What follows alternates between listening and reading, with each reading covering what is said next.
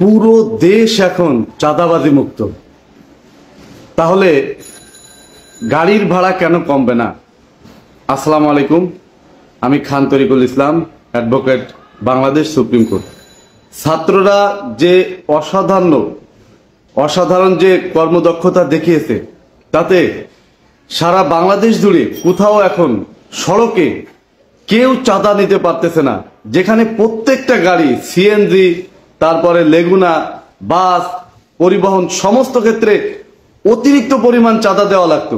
আর সেই চাঁদার উপর ভিত্তি করেই কিন্তু আমরা যারা সাধারণ মানুষ আছি, যারা লোকাল গাড়িতে যাতায়াত করি বা এই দূরপাল্লার যে পরিবহন, এগুলো কিন্তু ওই চাঁদার উপর নির্ধারণ করে, ওই চাঁদার উপর ভিত্তি করেই কিন্তু ভাড়াটা নির্ধারণ করা হয়েছিল। তাহলে এখন যেহেতু পুরো দেশ চাঁদাবাজি মুক্ত, কোনো গাড়িকে কোথাও চাঁদা দিতে হয় না, তাহলে কেন সেই চাঁদাবাজির সময় যে ভাড়াটা নির্ধারণ করা হয়েছিল সেটা কমবে না? এটা যদি না কমে তাহলে তো এখন জনসাধারণের উপর চাঁদাবাজি চলতেছে এক প্রকার বলা যায়। যদি সেই চাঁদাবাজদের কারণে, চাঁদা দেওয়ার কারণে যে ভাড়া নির্ধারণ করা হয়েছিল সেটা কিন্তু তখন আমরা সবাই মেনে নিয়েছি বা এক প্রকার মেনে নিতে বাধ্য ছিলাম। দেশ যেহেতু এখন স্বাধীন, এখন তো কোনো মতে অন্যায় অবিচার কোনো কিছু মেনে নেওয়া কোনো মতেই ঠিক হবে না। আর এটা কিন্তু আমাদের সবার একটু দৃষ্টিতে রাখা উচিত। আমি আবারও বলছি যে প্রত্যেকটা সেক্টরে, অর্থাৎ পরিবহনের সেক্টর যেখানে যা আছে, সব জায়গায় কিন্তু মোড়ে মোড়ে চাঁদা দেওয়া লাগতো।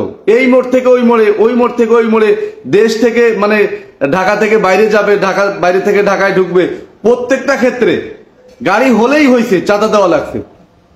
এখন কিন্তু সেই চাঁদা কোথাও নাই। ছাত্ররা এটা সুন্দরভাবে দায়িত্ব পালন করছেন এবং কোথাও কেউ চাঁদা নিতে পারতেছে না।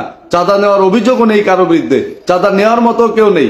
এবং ছাত্ররা ঘোষণা করেছে ভবিষ্যতেও এই চাঁদা কেউ নিতে পারবে না, সেই ব্যবস্থা তারা করবে এবং সেদিকে তারা সুতীক্ষ্ণ দৃষ্টি রাখবে। এখন যাই হোক, আমার কথা হলো যে যেহেতু সেই আমলে বা ইতিপূর্বে যে ভাড়াটা নির্ধারণ করা ছিল সেটা সম্পূর্ণ চাঁদার উপর ভিত্তি করেই ধরা ছিল, ওই চাঁদাটা সহই এই ভাড়াটা ছিল। যেহেতু চাঁদার কোনো বালাই নাই, তাহলে সেই চাঁদার যে ভাড়াটা সেটা কমানো দরকার। সেটা কমে গেলে জনগণ অন্তত একটু স্বস্তিতে যাতায়াত করতে পারবে। সবাই ভালো থাকবেন। আসসালামু আলাইকুম।